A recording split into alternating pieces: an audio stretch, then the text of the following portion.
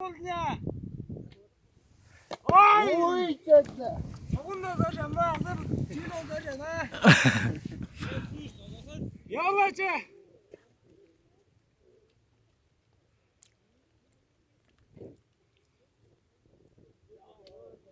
Aşağı otur. Şimdi baştur. Kanallar salam için şey yaptın. Sen boy. Kürekten kayam. Ma! İşte. Ama çereğe değilsin. Olma. Ama hazır yürüye çereğe değilsin. Canı. Bol ne oldu amcı?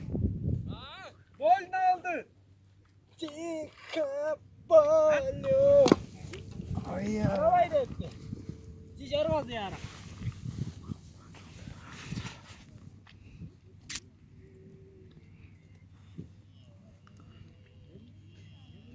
Ya geç fazla esir karanı uşağı atlaslar onlar.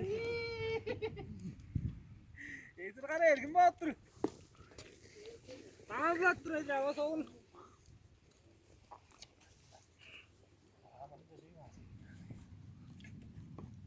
Demek çalışlak bir olur ha. Kovlasın ya. Ya amca kış kaç buldu ya korkmayın madrut.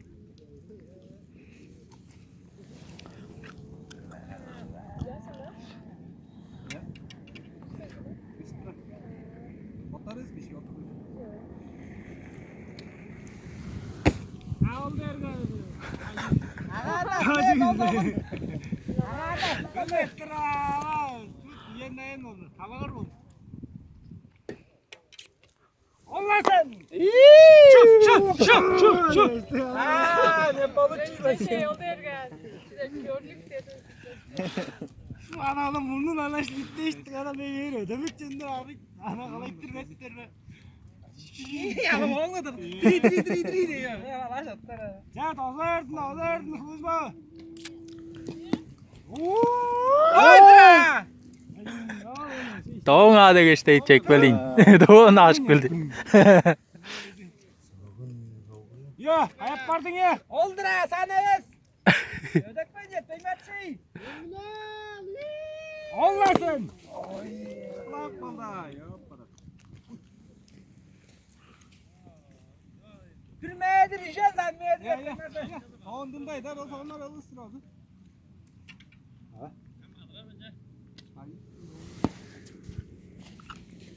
Al çirikti örtme ya. Amca başırttı gör. Al sen lokman yürüyün. Çık ödür. Oy ödek. Al çıktı gör eller oldur al.